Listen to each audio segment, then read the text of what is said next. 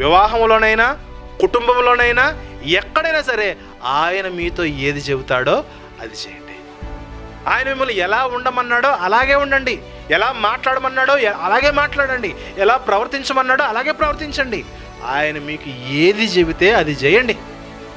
ఆయన ఏది చెబితే అదే చేయాలి. మరణమే ఎదురైనా, లోకమే తృణీకరించిన, నలుగురు 4 రకాల మాటలు మన అన్నా, ఆయన ఏది చెబితే అదే మన ఇంట్లో జరగాలి.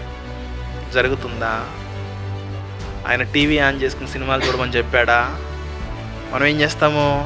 టీవీ ఆన్ చేసుకుని వెళ్ళిపోయిన తర్వాత, ఇక్కడ ఆదివారం వెళ్ళిపోయిన తర్వాత చక్కగా చికెన్ వండుకుని టీవీ ఆన్ చేసుకుని సినిమాలు చూస్తాం.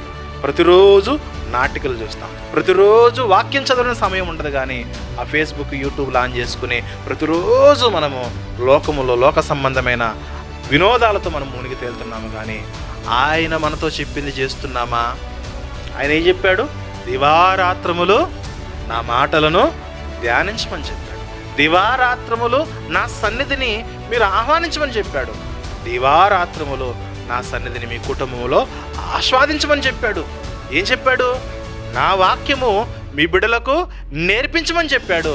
మీ బిడ్డలు నా వాక్యములో ఎదగాలి కాబట్టి మీరు వాక్యాన్ని నేర్చుకుని మీ బిడ్డలకు వాక్యాన్ని నేర్పించమని చెప్పాడు. ఇంతకీ ఆయన చెప్పింది చేస్తున్నామా?